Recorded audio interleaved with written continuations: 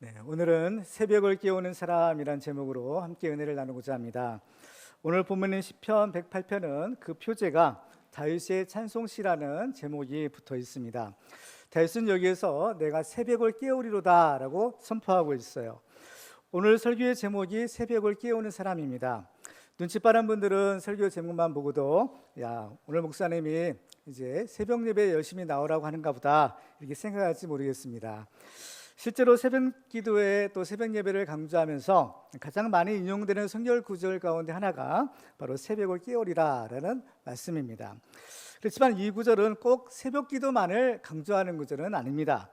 여기는 더 크고 놀라운 축복의 비밀이 담겨 있는 아주 귀한 말씀입니다. 사실 새벽이라는 것은 누가 깨울 수 있는 것이 아닌 거죠.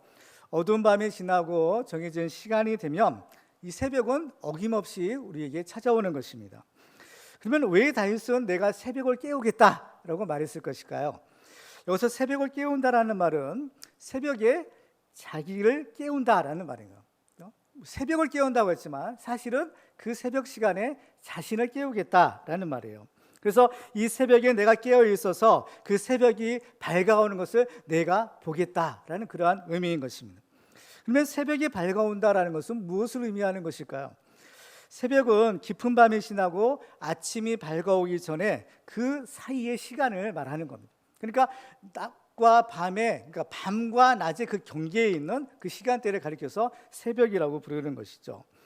그러니까 새벽이 오기 전에 이 밤의 시간, 이것은 보통 사람들이 이제 낮에 열심히 일하고 밤에 쉬는 시간, 또 충전의 시간이기도 합니다. 그런데 이것을 영적으로 보면요, 이 어둠의 세력이 역사하는 고난의 때이기도 하는 것입니다. 그렇죠?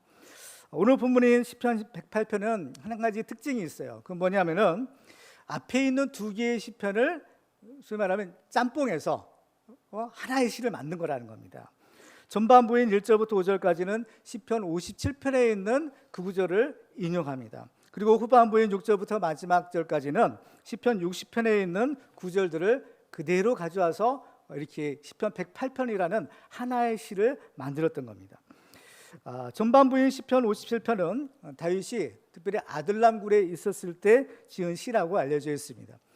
왜냐하면 시편 50편의 그 표제가 다윗이 사울을 피하여 굴에 있던 때라는 제목이 달렸기 때문이에요. 그런데 이때는 다윗의 일생에 있어서 가장 어렵고 힘든 때였습니다. 사울 왕이 다윗을 죽이려고 혈안이 되어서 다윗을 쫓아다녔습니다. 그래서 이곳저곳을 도망다니던 이 다윗이 이제 더 이상 이스라엘에 숨을 데가 없어서 이제 급기야는 이웃 나라인 블레셋에 용병이라도 돼야 되겠다 하고 갔는데 그만 거기서 자기의 정체가 탄로나요. 바로 골리앗을 죽인 다윗을 바로 블레셋 왕의 신하들이 알아보고 하마터면 거기서 죽을 뻔한 겁니다.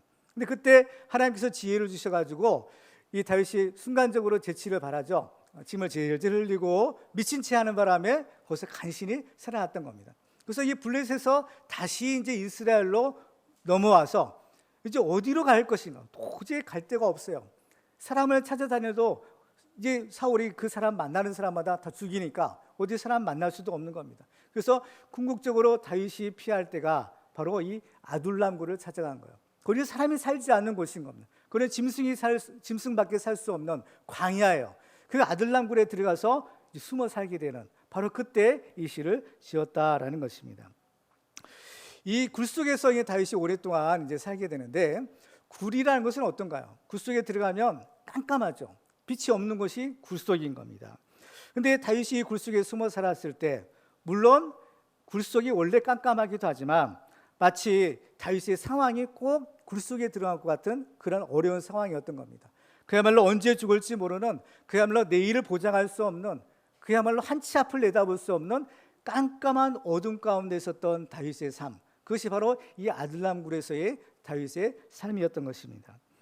성경에서의 어둠이라는 것은 흑암의 권세요, 사망의 권세요, 또 죄악의 권세를 의미합니다.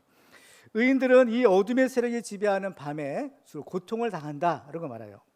욥기에 보면 욥이 극심한 고통을 당할 때 이런 말을 하는 것을 보게 됩니다.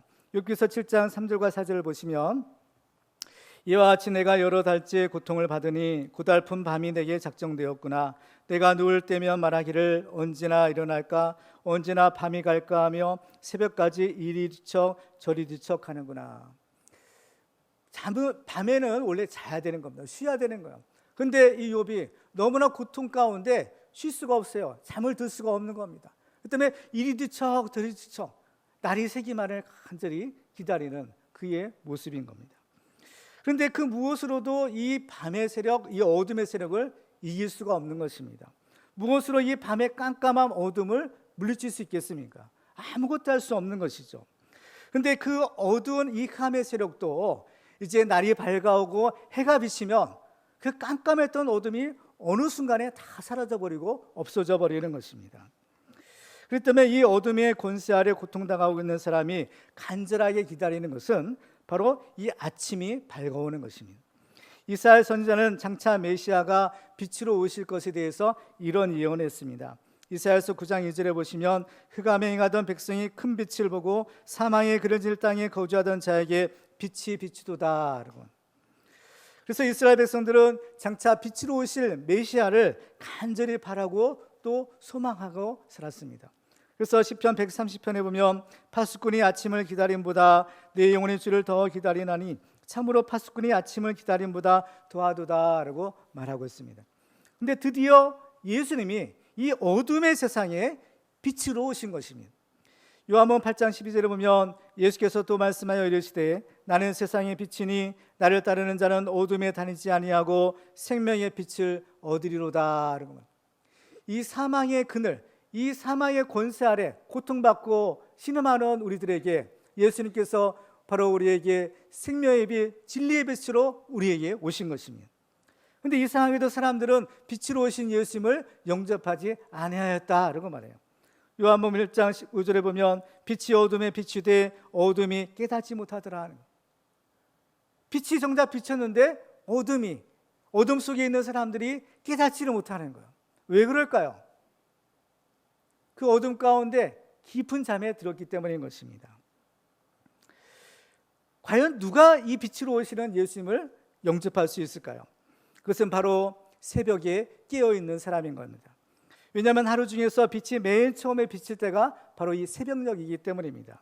그래서 깊은 밤이 새도록 간절히 기도하며 새벽이 밝기를 기다리는 사람만이 그 빛으로 오시는 메시아를 만날 수가 있는 것입니다. 그래서 시편 기자는 내가 새벽을 깨우겠노라 라고 말하고 있는 것입니다. 그 때문에 이 새벽을 깨운다라는 것은 바로 잠자던 내 영혼을 깨우겠다라는 겁니다. 왜냐? 우리를 구원하러 오시는 그 주님을 맞이하기 위해서 깨어 있어야 하기 때문인 겁니다. 그래서 빛으로 오시는 예수님을 영접해야만 내가 살고 또 다른 사람들을 일깨울 수 있기 때문인 겁니다. 이사야서 60장 1절을 우리 같이 읽도록 하겠습니다. 시작. 일어나라 빛을 발하라 이는 내 빛이 이르렀고 여호와의 영광이 내 위에 임하였음이니라. 아멘. 일어나라 빛을 발하라는 거예요. 근데 이 빛은 우리에게 없는 겁니다. 그렇죠? 이 빛은 오직 하나님께 예수님께만 있는 거예요. 예수님 빛으로 오셨어요. 이 어둠의 권세 아래 있던 우리들에게 빛을 비추어 오셨습니다.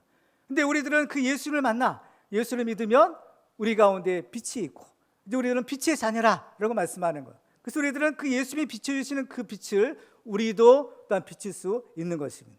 그러기 위해서는 우리는 깨어 있어야 되는 거예요. 그 빛으로 오신 예수님을 우리가 만나야 되는 겁니다. 하루의 새벽은 시간이 지나면 저절로 오기에 마련이지만 우리 영혼의 새벽은 절대로 저절로 오지는 않는다는 것을 우리가 알아야 됩니다. 우리의 영혼의 새벽이 오기 위해서는요 반드시 누군가가 깨우는 사람이 있어야 되는 겁니다. 그렇죠? 여러분들 가운데 아직도 영적인 깊은 잠에 빠지고 있는 분이 혹시 계십니까? 일어나야 됩니다.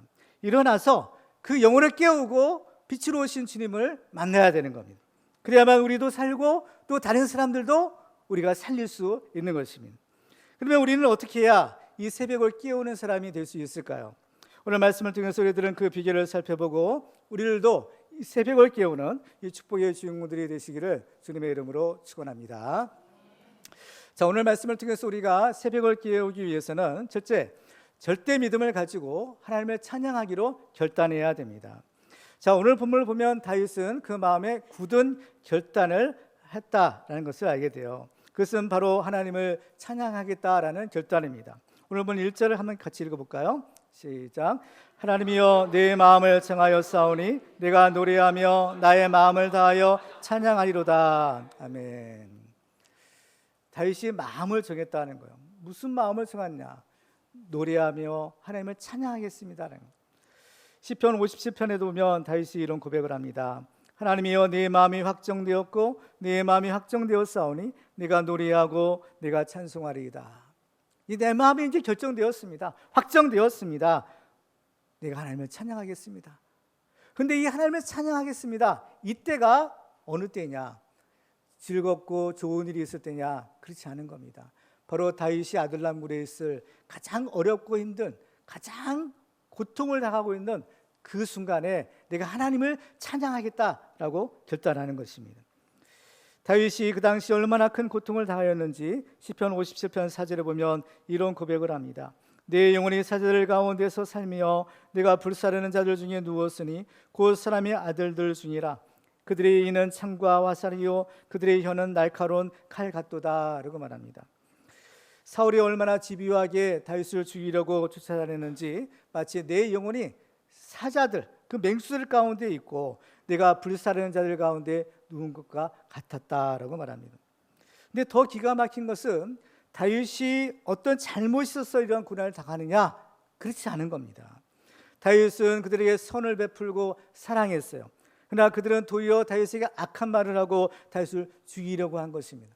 다윗의 선을 악으로 갚은 것이죠. 그 때문에 다윗은 지금 억울한 고난을 당하고 있는 거예요. 시편 57편 6절에 보면 그들이 내 걸음을 막으려고 그물을 준비하였으니 내 영혼이 억울하도다 라고 말합니다. 내가 이런 고통을 당할 사람이 아닌데, 내가 무슨 잘못한 것도 아닌데 내 영혼이 억울하다는 겁니다. 대부분의 사람들은 자기의 잘못이 아니라 어떤 억울한 일을 당할 때 믿음이 약해지기가 쉽습니다. 사실 다윗도 마찬가지였어요. 내가 왜 이런 고난을 당해야 하는지 도저히 이해할 수가 없는 것입니다. 그러다 보면 나도 모르는 사이에 불평이 생기고 원망이 생기는 겁니다.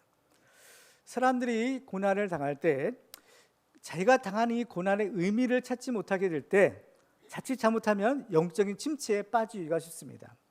왜 고난을 당하는지 이유라도 알면 참 좋겠는데 그 이유조차 알 수 없을 때 이 영적인 침체에 빠지는 것입니다. 그래서 믿음이 좋은 사람도 어떤 어려운 일을 당할 때에 낙심하고 믿음이 없는 사람처럼 행동하기가 쉬운 것입니다. 그렇기 때문에 우리가 이 어떤 고난을 당할 때 이 고난의 의미를 깨닫는 것이 참 중요해요. 그러기 위해서는 우리가 하나님과 나와의 1:1의 시간을 갖는 것이 중요합니다. 하나님을 만나서 대화하면 바로 거기에서 이 고난의 의미를 발견할 수가 있는 것입니다. 우리가 고난을 당할 때 흔히들 사람들은 이 사람 찾아다니고 저 사람 찾아다니고 위로받기를 원해요. 그렇지만 사람은 절대로 위로가 될 수 없다라는 것을 알아야 됩니다. 욥의 경우에도 욥의 친구들이 욥을 위로하기 위해서 먼 곳에서 찾아옵니다. 그렇지만 그들의 말은 오히려 욥에게 더 큰 고통만 줄 뿐이었던 것입니다. 욥이 자기의 문제를 해결받을 수 있었던 것은 하나님께서 그를 만나 주셨을 때였습니다. 하나님을 인격적으로 만나고 나니까 그의 모든 문제들이 다 해결된 것입니다. 욥은 지금까지 내가 왜 이런 고난을 당해야 되는지 고민하고 혼자 괴로워했습니다. 그런데 하나님을 만나고 나니까 이제 그런 것들은 아무 문제거리가 되지 않는 것입니다. 예전에는 귀로만 들었던 하나님을 이제 직접 자기의 눈으로 배웠고 그 하나님을 직접 자기가 체험하고 나니까 이제 모든 문제들이 그야말로 눈 녹듯이 사라지고 없어져 버리게 된 거예요. 그렇기 때문에 이 고난의 유익은 그 고난 가운데 하나님을 만나고 하나님의 도우심을 체험할 수 있는 것입니다. 그렇기 때문에 이것이 바로 나로 하여금 내가 계속해서 신앙생활을 할 수 있게 하는 힘이 되고 또 우리 후손들에게 물려줄 수 있는 가장 귀한 믿음의 유산이 될 수 있는 것입니다. 다윗도 고난을 당하고 있는 지금 낙심이 되고 믿음을 잃어버릴 수 있는 그 위기의 순간에 다윗은 과거에 자기를 도와주셨던 하나님을 기억했습니다. 지금 시편 108편을 지을 때의 상황이 생각해 보니까 시편 57편과 60편을 지었을 때와 아주 비슷한 상황이라는 것을 다윗이 깨달은 것입니다. 그래서 다윗은 그때 도와주셨던 하나님을 기억하는 거예요. 그 때문에 다윗은 내가 이래서는 안 되겠구나 마음을 추스리는 거예요. 내가 지금은 비록 알 수 없는 고난 가운데 있지만 여기에도 분명히 하나님의 선하신 뜻이 있을 것이구나. 나를 사랑하시는 하나님께서 반드시 나를 도와주실 것이다. 지금은 어두운 밤이 깊지만 그러나 새벽이 곧 올 것이고 밝은 구원의 빛이 하나님께서 내게 비춰주실 것이다. 이런 생각이 들었을 때 다윗은 그 마음에 결단을 하게 된 것입니다. 어떤 결단을 했을까요? 오늘 1절로 3절을 우리 같이 읽도록 하겠습니다. 시작. 하나님이여 내 마음을 정하여 싸우니 내가 노래하며 나의 마음을 다하여 찬양하리로다. 비파야 수금아 깰지어다. 내가 새벽을 깨우리로다. 여호와여 내가 만민 중에서 주께 감사하고 문 나라 중에서 주를 찬양하오리니. 아멘. 다윗은 하나님을 찬양하겠다라고 결단했어요. 그것도 나의 마음을 다하여 찬양하고 또 새벽을 깨워서 찬양하겠다라고 결단한 것입니다. 다윗이 이렇게 온 마음을 다하여 찬양하는 그 하나님은 과연 어떤 분이실까요? 사랑이 많으시고 진실하신 하나님이신 겁니다. 오늘 본 4절에 보면 주의 인자하심이 하늘보다 높으시며 주의 진실은 궁창에까지 이르나이다. 하나님의 사랑이, 나를 사랑하심이 하늘보다 높다는 거예요. 얼마나 나를 사랑하시는가, 또 하나님의 이 진실하심이 얼마나 높은가, 이것을 다윗이 깨달은 것입니다. 우리는 바로 이 하나님을 우리도 믿어야 될 줄로 믿습니다. 히브리서 11장 6절에 보면 우리가 하나님을 어떻게 믿어야 되는지 이렇게 우리에게 가르쳐주고 있어요. 같이 한번 읽어볼까요? 시작. 믿음이 없이는 하나님을 기쁘시게 하지 못하나니 하나님께 나아가는 자는 반드시 그가 계신 것과 또한 그가 자기를 찾는 자들에게 상 주시는 이심을 믿어야 할지니라. 아멘. 하나님은 살아계시고 하나님 우리를 사랑하셔서 반드시 복 주시는 분이다. 이걸 우리가 믿어야 된다는 겁니다. 하나님은 우리를 사랑하셔서 여러분들을 복 주기를 원하시는 참 좋은 하나님이신 것을 믿으시기 바랍니다. 그래서 로마서 8장에 보면 우리가 알거니와 하나님을 사랑하는 자 곧 그의 뜻대로 부르심을 입은 자들에게는 모든 것이 합력하여 선을 이루느니라. 아멘. 그러므로 우리들은 무슨 일을 만나든지 이 하나님에 대한 믿음을 가져야 됩니다. 그렇죠? 어떤 믿음인가요? 절대 믿음인 겁니다. 하나님은 반드시 나를 사랑하시고 나에게 복 주기를 원하시고 반드시 복 주시는 하나님이시다. 이 하나님에 대한 절대 믿음을 가져야 되는 겁니다. 이 믿음을 가지고 우리는 하나님을 찬양하기로 결단해야 됩니다. 바로 이런 믿음을 가진 사람만이 새벽을 깨우는 사람이 될 수 있고 또 믿음의 승리자가 될 수가 있는 것입니다. 말라기서 4장 2절에 보면 내 이름을 경외하는 너희에게는 공의로운 해가 떠올라서 치료하는 광선을 비추리니 너희가 나가서 외양간에서 나온 송아지같이 뛰리라 라고 말씀합니다. 주님께서 이 빛으로 오시는 것처럼 여호와를 경외하는 우리들에게 하나님께서 이 공의로운 해처럼 우리에게 이 치료의 광선, 이 은혜의 광선, 이 사랑의 광선, 이 성령의 광선을 우리에게 비춰주시는 겁니다. 하나님은 어제나 오늘이나 동일하신 분이라고 했어요. 과거에 역사하신 하나님은 오늘도 살아계셔서 동일한 역사를 베풀고 계시는 겁니다. 그러므로 우리들도 어떤 절망적인 상황에 처할지라도 절대로 낙심하지 말고 지금도 살아계신 그 하나님을 바라봐야 될 줄로 믿습니다. 그러면 하나님께서 반드시 우리를 도우셔서 어떤 어려운 문제든지 우리를 도와주시고 우리는 다윗처럼 하나님 앞에 감사와 찬송으로 영광을 돌릴 수가 있는 것입니다. 그래서 우리는 이 믿음의 승리를 거둬야 되는 것. 우리가 반드시 이 믿음의 승리자가 되어야만 하는 이유는 나의 이 승리가 또 다른 사람을 살릴 수가 있기 때문인 것입니다. 다윗의 믿음의 승리는 그의 혼자만의 것이 아니었습니다. 다윗이 아들람 굴에 있을 때 성경에 보면 많은 사람들이 다윗을 찾아왔어요.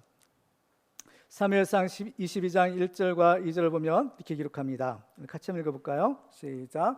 그러므로 다윗이 그곳을 떠나 아들람 굴로 도망하며 그의 형제와 아버지의 온 집이 듣고 그리로 내려가서 그에게 이르렀고 환난당한 모든 자와 빚진 모든 자와 마음이 원통한 자가 다 그에게로 모였고 그는 그들의 우두머리가 되었는데 그와 함께한 자가 400명 가량이었더라. 아멘. 여기서 보면 환난당한 자, 빚진 자, 마음이 원통한 자가 다윗을 찾아왔다고 했어요. 왜 그럴까요? 바로 다윗 자신이 환난당하고 원통하고 또 사랑에 빚진 자였기 때문인 겁니다. 그 때문에 그들은 다윗을 찾아온 거예요. 다윗에게 가면 소망이 있겠다 찾아온 겁니다. 그러면서 그들은 다윗과 함께 살면서 다윗으로부터 하나님을 경외하는 것이 무엇인지를 배우게 됩니다. 그들은 다윗이 그 어려움 가운데서도 새벽을 깨워서 하나님을 찬양하는 것을 보았던 것입니다. 그리고 그들은 아들람 굴 속에 제발로 찾아왔던 사울 왕을 죽이지 않고 그의 옷자락만 베어 돌려보냈던 다윗을 보았던 것입니다. 그래서 그들은 이 다윗을 통해서 살아계신 하나님을 만나게 되었고, 결국 그들은 이 다윗을 도와 하나님 나라를 세우는 주인공들이 되었던 것입니다. 그 때문에 우리들은 이 한 번의 고난을 잘 이겨내는 것이 정말 중요합니다. 왜냐하면 우리들에게는 이 어려움이 한 번만 있는 것이 아니기 때문입니다. 우리의 일생은 많은 어려움이 겹쳐지는 거예요. 한 번의 어려움을 지나고 나면 또 다른 어려움이 기다리고 있는 겁니다. 그런데 한 번의 어려움을 우리가 믿음으로 승리하게 되면 또 다른 어려운 일을 만날 때 바로 그것이 우리에게 큰 힘이 되는 겁니다. 내가 그 어려울 때 하나님께 기도해서 응답받고 그 문제를 해결받았지. 지금도 이 어려운 문제를 당하지만 지금도 하나님께 기도하면 하나님께서 나를 도와주실 거야. 이 경험이 있는 겁니다. 이것이 바로 체험인 것이죠. 그렇기 때문에 이 고난을 이기면 본인 자신에게 큰 믿음의 힘이 되는 겁니다. 이 경험이 살아있는 체험이 또 다른 어떤 어려운 문제를 이길 수 있는 힘이 되는 거예요. 그리고 또 내가 이 믿음의 승리를 거두면 나만 아니라 내 주변에 있는 사람들도 그 믿음의 승리자가 될 수 있는 겁니다. 다윗을 보았더니 다윗이 저 어려운 상황을 이렇게 믿음으로 잘 이겨내는구나. 다윗을 보았더니 진짜 하나님이 살아계시는구나. 하나님이 다윗을 진짜 도와주시는구나. 나도 하나님께 기도해야 되겠구나. 나도 이겨야 되겠구나. 용기가 생기는 겁니다. 그래서 아둘람굴에 모였던 사람들을 보세요. 다 어떻게 보면 정말 어려운 사람들인 겁니다. 그렇죠? 힘없는 사람들이에요. 인생의 실패자들인 거예요. 근데 그 사람들이요, 다윗을 통해서 살아계신 하나님을 만난 겁니다. 이 다윗의 믿음을 그들이 이제 본받게 된 거예요. 나중에 보면 이스라엘의 건국의 주역들이 된 거예요.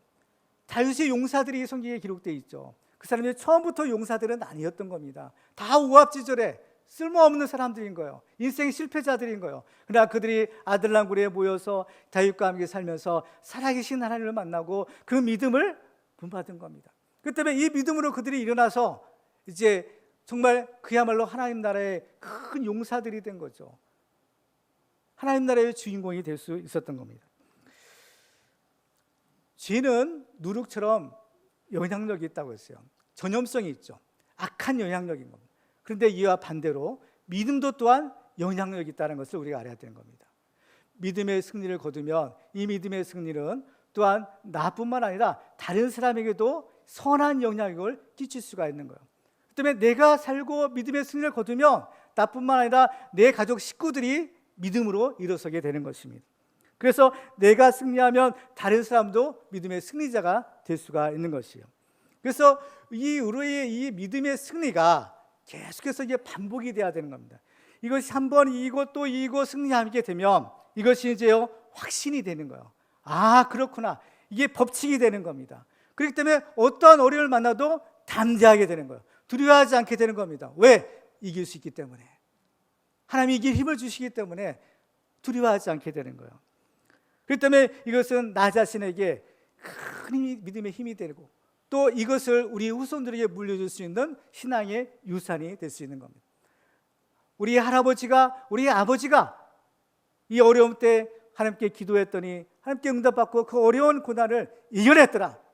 이것이 우리 후손들에게 물려주는 겁니다. 우리 아버지가, 우리 할아버지가 하나님께 기도했더니 하나님이 응답하셨더라. 그 하나님을 나도 믿는 거예요. 그러니까요, 아브라함의 하나님이 이삭의 하나님이요, 이삭의 하나님이 또 야곱의 하나님이 되시는 겁니다. 우리들도 이 믿음을 가지고 새벽을 깨워 승리함으로써 하나님을 영원히 찬양하는 축복의 주공들이 되시기를 주님의 이름으로 축원합니다.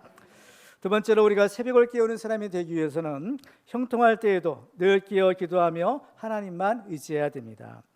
다윗의 일생을 우리가 성경을 통해서 살펴보면 다윗이 왕이 되어서 한 일도 많고 하나님께 영광 돌릴 일도 많았지만 정말 다윗이 가장 하나님과 가까이 있었고 또 가장 하나님 앞에서 신실했을 때는 바로 왕의 시절이 아니라 바로 가장 고난을 당했을 때인 겁니다. 그래서 시편 119편에 보면 고난당하는 것이 내게 유익이라 이로 말미암아 내가 주의 율례들을 배우게 되었나이다 라고 고백하고 있습니다. 하나님께서 우리에게 복을 주시고 형통하게 하실 때가 있어요. 근데 여기서 우리는 조심해야 됩니다. 왜냐하면 형통할수록 자칫 잘못하면 바로 넘어지기가 쉽기 때문인 것입니다. 고린도서 10장에 보면 그런즉 선질로 생각하는 자는 넘어질까 조심하라 라고 했어요. 오늘 본문의 후반부인 6절부터 마지막 절까지는 시편 60편을 인용하고 있다라고 말씀드렸습니다. 근데 이 시편 60편의 표제가 무엇인가 하면 다윗이 교훈하기 위하여 지은 믹담이라는 제목을 가지고 있어요. 이 시는 특별히 다윗이 후대에 교훈을 주기 위해서 지었다라는 것입니다. 그러면 다윗이 후대 사람들에게 무엇을 교훈하려고 했을까요? 그것은 바로 자기의 실패의 경험인 것입니다. 시편 60편은 다윗이 아람과 에돔과 싸웠던 그 사건들을 배경으로 하고 있어요. 사무엘하 8장 13절과 14절에 보면 그 사건을 역사적인 사건을 이렇게 간단하게 기록합니다. 다윗이 소금 골짜기에서 에돔 사람 18,000명을 쳐 죽이고 돌아와서 명성을 떨치니라. 다윗이 에돔의 수비대를 2대 온 에돔의 수비대를 두니 에돔 사람이 다 다윗의 종이 되니라. 다윗이 어디로 가든지 여호와께서 이기게 하셨더라. 이 사무엘하의 기록만 보면 다윗은 이 에돔과의 싸움에서 아무 어려움 없이 승승장구한 것처럼 보입니다. 그렇지만 구체적으로 그 내용을 들여다보면 처음에는 엄청난 어려움이 있었다라는 사실을 발견하게 됩니다. 시편 60편에서 다윗은 먼저 자기의 실패의 경험을 고백하죠. 시편 60편 1절로 3절을 보면 이렇게 말씀합니다. 하나님이여 주께서 우리를 버려 흩으셨고 분노하여 싸우나 지금은 우리를 회복시키소서. 주께서 땅을 진동시키사 갈라지게 하셨사오니 그 틈을 기우소서. 땅이 흔들림이니이다. 주께서 주의 백성에게 어려움을 보이시고 비틀거리게 하는 포도주를 우리에게 마시게 하셨나이다. 주님께서 우리를 버려 흩어버리셨다라는 것이에요. 다윗은 오늘 본문에도 이렇게 말하죠. 11절에 보면 하나님이여 주께서 우리를 버리지 아니하셨나이까. 하나님이여 주께서 우리의 군대들과 함께 나아가지 아니하시나이다. 그러면 왜 하나님께서 그들을 버리시고 그들과 함께하지 않으셨을까요? 그 이유는 간단합니다. 그것은 바로 그들의 죄가 있었기 때문인 거예요. 오늘 본문은 그들의 죄가 무엇인지에 대해서는 구체적으로 밝히지 않고 있어요. 그렇지만 영적인 사람인 이 다윗이 볼 때에 지금 이스라엘의 상태는 매우 심각했던 것입니다. 지금까지 그들은 그야말로 백전백승의 승리를 거두었어요. 그렇지만 그러는 사이에 그들에게는 엄청난 영적인 위기가 찾아왔는데 어느 순간 그들은 하나님을 의지하는 대신에 자기들의 힘을 더 의지하고 자기도 모르는 사이에 교만해지게 된 것입니다. 힘들고 어려웠을 때에는 의지할 데가 없으니까 하나님만 바라보고 열심히 기도합니다. 그렇지만 이제 살만하고 이제는 잘 싸우는 군대가 있으니까 어느 순간 기도도 게으르게 되고 하나님을 간절히 바라기보다는 용감한 군사들을 더 의지하게 된 것입니다. 다윗은 바로 이것을 깨닫게 된 것입니다. 옛날에도 이스라엘은 요단강을 건너서 이제 가나안 땅을 정복할 때 맨 먼저 여리고성을 정복하죠. 난공불락이라고 여겨지던 강력한 성을 손쉽게 정복하였습니다. 그런데 바로 거기서 아간이 방심을 하고 탐욕을 부리죠. 범죄하고 마는 겁니다. 그러니까 그 다음에는 아주 작은 성 아이라는 성과의 싸움에서 보기 좋게 패배를 당하고 만 것입니다. 지금 시편 60편의 상황이 이와 아주 비슷한 상황인 거예요. 이때 다윗은 깨닫게 됩니다. 왜 우리가 반드시 이겨야 될 싸움인데 하나님이 우리와 함께 하시고 우리를 도와주셔서 우리는 이겨야만 되는데 왜 우리가 질까? 이때 다윗은 깨닫게 된 거예요. 그래서 다윗은 회개하고 하나님의 도우심을 간절하게 구했던 것입니다. 다윗의 장점이 있어요. 그건 뭐냐면은 다윗은 잘 될 때에도 하나님을 인정하고 못 될 때에도 하나님을 인정하더라는 거예요. 그래서 다윗이 승리할 때 이거 자기 공으로 돌리지 않아요. 내 힘으로 이긴 것이 아니다. 하나님이 도와주셔서 이긴 것이다. 하나님께 영광을 돌립니다. 근데 다윗이 또 어려움을 당해요. 어려움을 당할 때 하나님을 원망하지 않습니다. 하나님 탓하지 않습니다. 자기의 잘못을, 자기의 죄를 발견하고 이것을 하나님 앞에 철저하게 회개하고 다시 하나님께 기도하는 것입니다. 하나님, 나의 죄악을 용서해 주세요. 내가 잘못했습니다. 하나님 다시 한번 나를 도와주세요. 하나님이 도와주시는 거죠. 다시 승리하는 겁니다. 그러니까 다윗이 백전백승의 승리를 거둘 수 있는 비결이 바로 여기에 있는 것입니다. 성경은 다윗이 승리한 것이 하나님 때문이다라고 분명하게 말씀하고 있어요. 사무엘하 8장 14절 다시 한번 보시면 다윗이 에돔의 수비대를 두되 온 에돔의 수비대를 두니 에돔 사람이 다 다윗의 종이 되니라. 다윗이 어디로 가든지 여호와께서 이기게 하셨더라.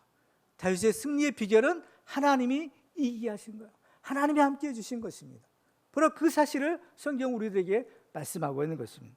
그 때문에 우리들도 실패했을 때 하나님을 원망하거나 낙심하는 것이 아니라 먼저 우리의 실패의 원인을 발견해야 됩니다.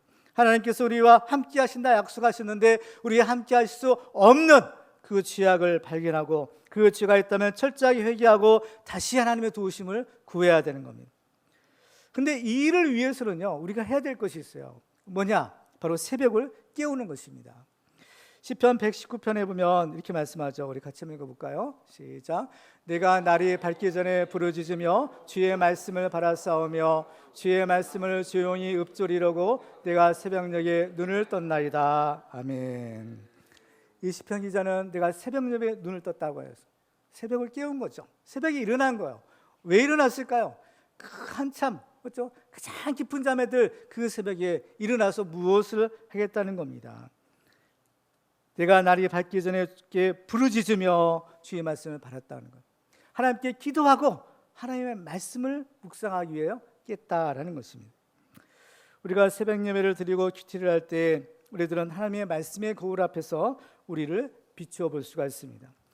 우리가 매일 아침 일어나서 하는 것이 있어요. 뭘 하시나요?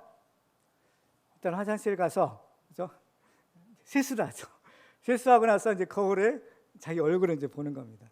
어제 라면 먹고 잤는데 얼마나 들이 부었는가 뭐 이런 것도 볼 수도 있고요. 뭐가 묻었나 자기 얼굴을 한번 점검해 보는 거죠. 그리고 나서 이제 바깥에 활동을 하는 겁니다. 이와 같이 정말 우리 영혼도 영혼의 세수를 좀 해야 될 필요가 있어요. 그렇죠? 영혼의 세수를 하는 겁니다. 그렇죠? 우리가 매일 하루의 첫 시간을 일어나서 하나님께 드리는 거예요. 큐티를 하든 새벽 예배를 드리든 첫 시간을 함께 드리는 겁니다. 첫 시간을 함께 드리고 하나님께 기도하고 하나님의 말씀을 듣는 것. 그러면 하나님의 말씀 앞에 거울에 비추어서 나를 이제 점검해 보는 겁니다. 내가 무엇이 문제인가? 내가 하나님의 말씀대로 살고 있는가? 그렇지 않는가? 나를 이제 비로소 볼 수 있는 겁니다. 다윗이 하나님을 향하여 내 마음을 정하고 확정했다라고 말하고 있습니다. 저는 오늘 이 말씀을 이제 전하면서 우리들도 이 다윗처럼 우리의 마음을 한번 정했으면 좋겠다. 우리의 마음이 확정됐으면 좋겠다라는 생각을 하게 돼요. 그러면 우리 무엇을 우리 마음에 정하고 무엇을 우리 마음에 확정해야 될까요? 바로 그것은 이 다윗처럼 내가 이 새벽을 깨우리라. 내가 이 새벽을 깨워서 내가 주님을 만나리라. 내 이 새벽을 깨워서 하나님 앞에 기도하리라. 이 새벽을 깨워서 내가 함께 찬양하리라. 이러한 마음의 결단이 우리 가운데 있으면 참 좋겠다라는 생각을 하게 됩니다. 사무엘 선지자도 이런 결단을 하게 되죠. 사무엘상 12장 23절에 보면 나는 너희를 위하여 기도하기를 쉬는 죄를 여호와 앞에 결단코 범하지 아니하고 선하고 의로운 길을 너에게 가르칠 것이다 라고 말합니다. 그렇죠? 우리가 정말 이러한 선한 결단을 하게 되면요, 하나님이 도와주세요. 내가 새벽을 깨우겠다. 근데 우리가 어떻게 새벽을 깨웁니까?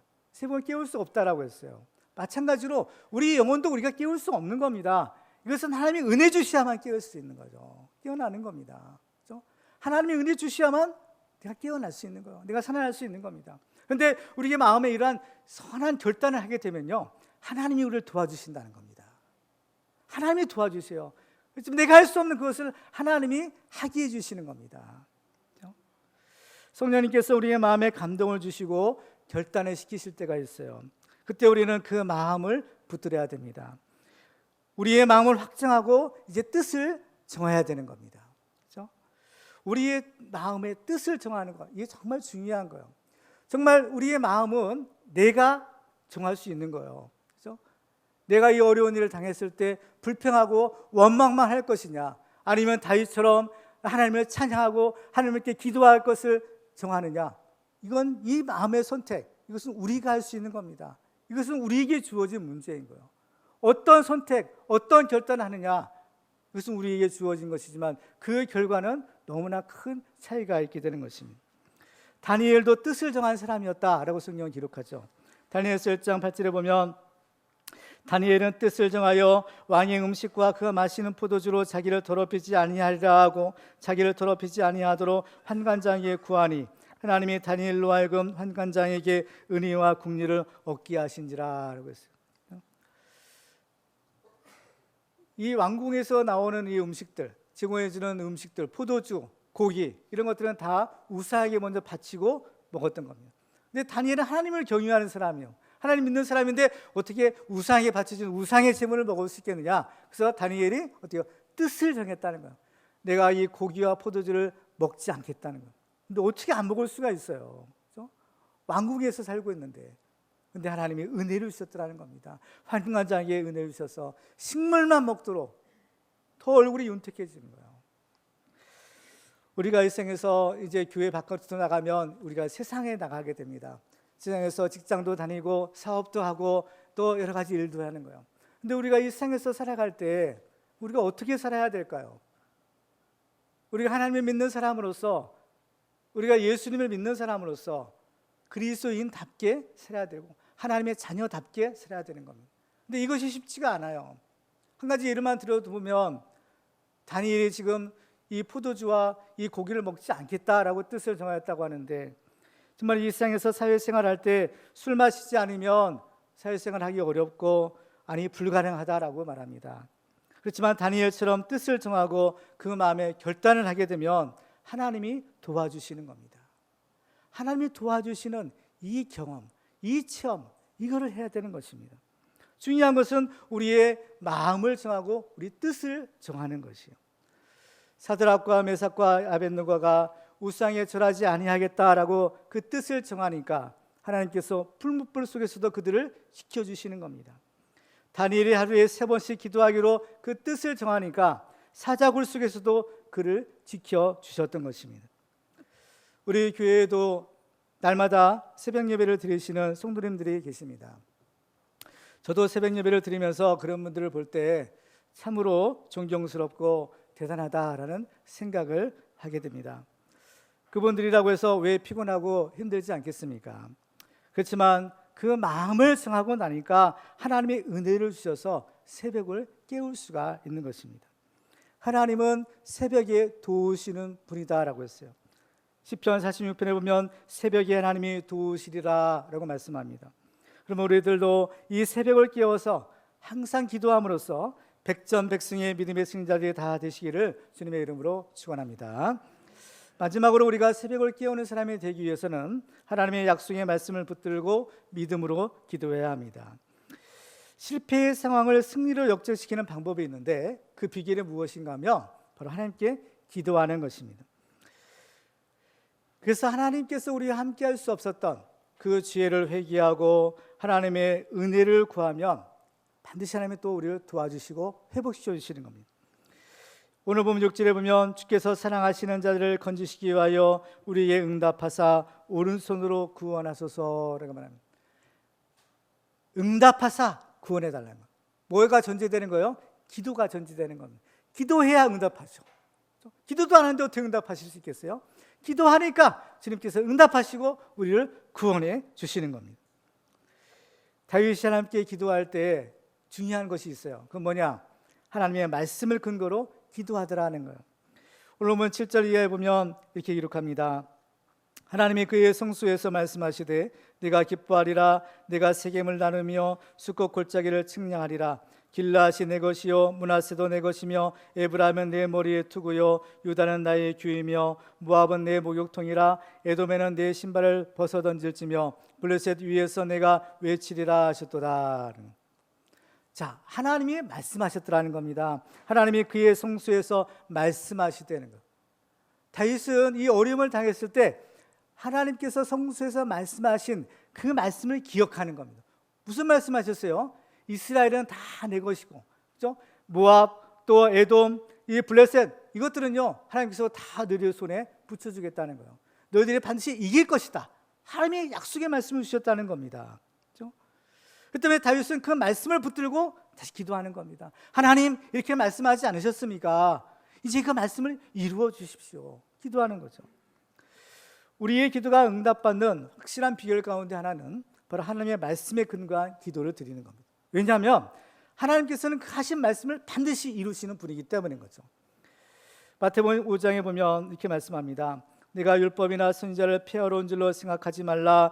폐하러 온 것이 아니요 완전하게 하려 함이라. 진실로 너희에게 이르노니 천지가 없어지기 전에는 율법의 1.1획도 결코 없어지지 아니하고 다 이루리라 하는 거예요. 하나님의 말씀은 다 이루어진다는 거예요. 그러니까 그 말씀을 근거로 해서 기도하면 그 말씀대로 또 이루어지는 것이죠.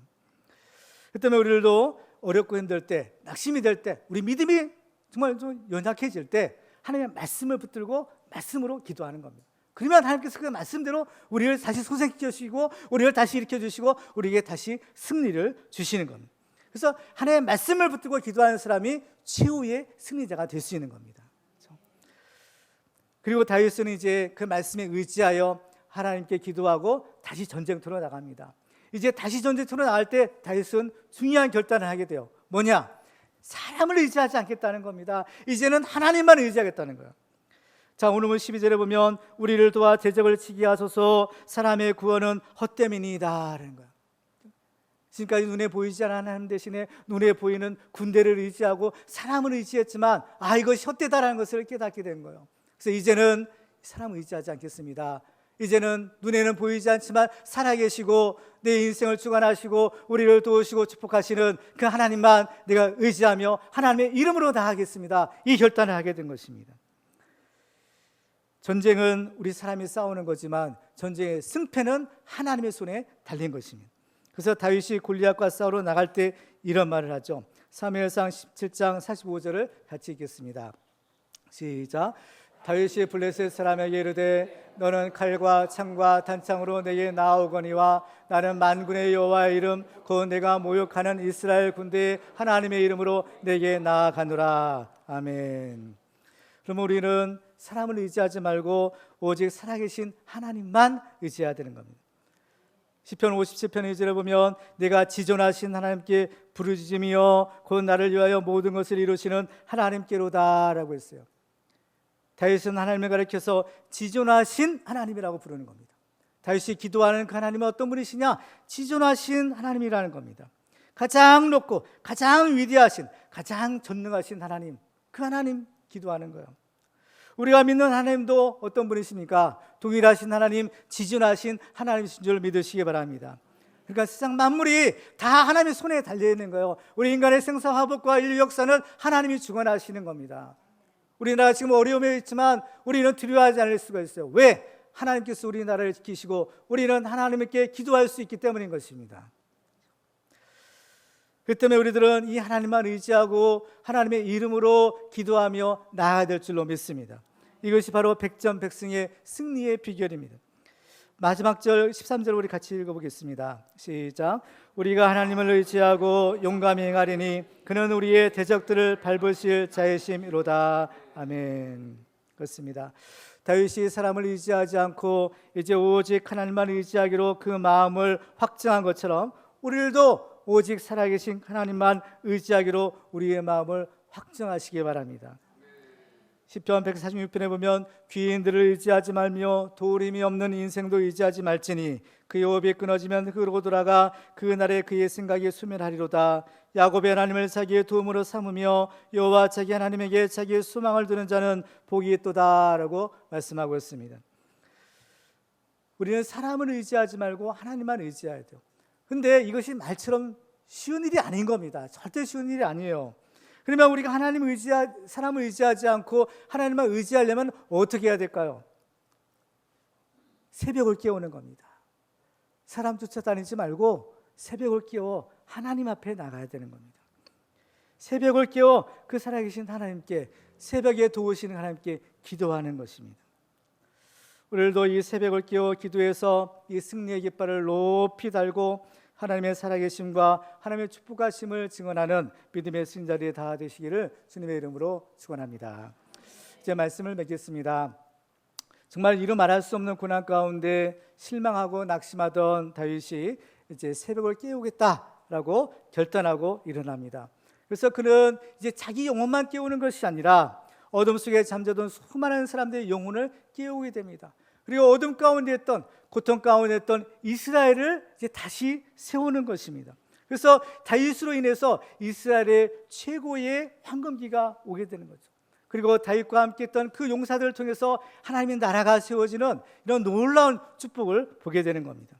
이 시간 우리들도 새벽을 깨우겠다라고 우리의 마음을 정할 때 우리들은 우리의 영혼이 깨어나고 또 우리의 가족들의 영혼을 깨우고 이 나라의 민족들의 영혼을 깨우는 사람이 될 줄로 믿습니다.